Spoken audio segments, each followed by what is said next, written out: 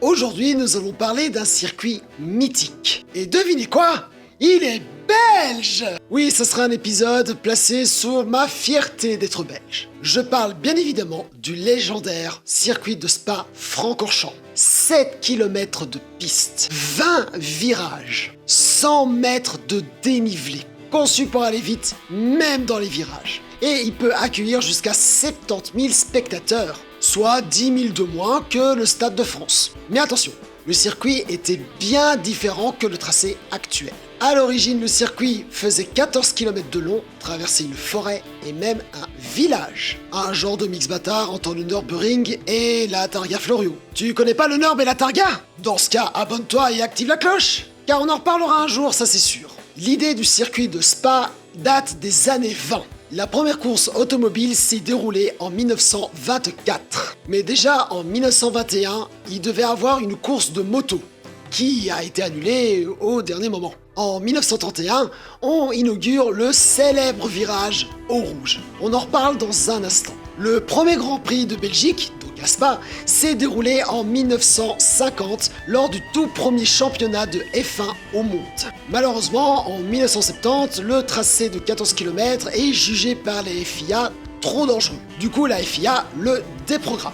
C'est en 1983 qu'une version plus courte et plus sécurisée voit le jour.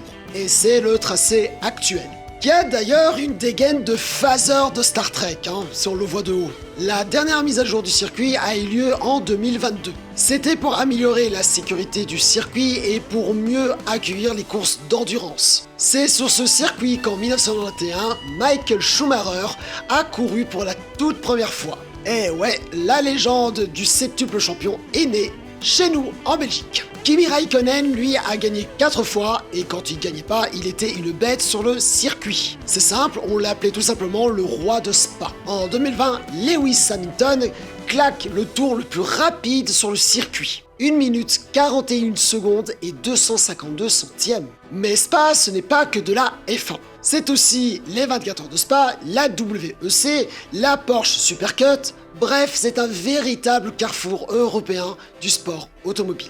Spa est un circuit ultra exigeant. Et surtout, il ne pardonne aucune erreur. Depuis sa création, au moins 49 pilotes y ont perdu la vie. Donc oui, si on compte uniquement les courses automobiles, Spa est tout simplement le 4e circuit le plus mortel du monde, juste derrière celui de Monza. Et sa réputation, ce circuit lui doit grâce à un célèbre virage dont on a parlé il y a quelques secondes.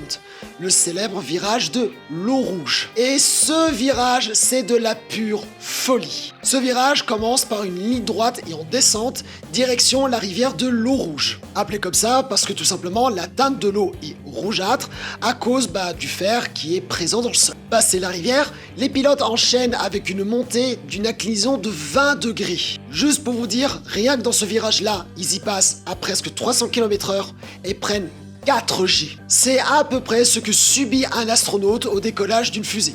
Sauf que eux, c'est à chaque tour. Et comme si ça suffisait pas, le circuit de Spa-Francorchamps te balance la carte climat belge imprévisible.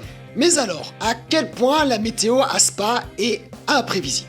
Par exemple, lors du Grand Prix de 2021, il a plu sans cesse. La course est retardée à plusieurs reprises, puis elle est finalement lancée sous safety car. Après 2 tours, toujours sous safety car, la course est annulée. Pas de vrai tour en soi, pas vraiment de dépassement, rien du tout. Max Verstappen est déclaré vainqueur. Normal, il était en pole position et sous safety car, je rappelle, on ne peut pas dépasser. Lewis Hamilton, quant à lui, était furieux et les fans n'ont pas été remboursés. Résultat, tout le monde a appelé ce Grand Prix le Grand Prix de la honte. Bon là, j'avoue, ma fierté belge est partie loin là. Mais bon, ça restera toujours moins gênant que nos 2 ans sans gouvernement. Petite anecdote bonus, on va parler de Nikita Mazepin.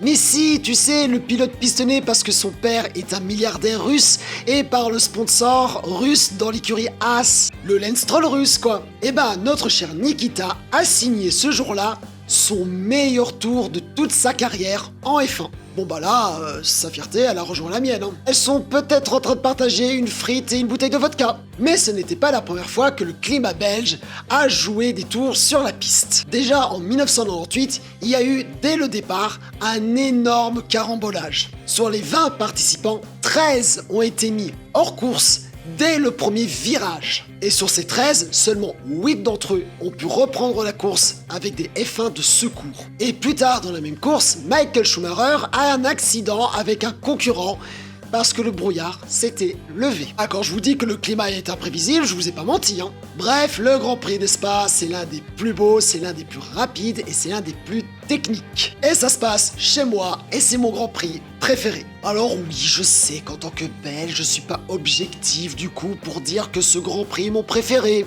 Mais tu ne peux pas dire que ce circuit n'est pas l'un des plus légendaires. Ah.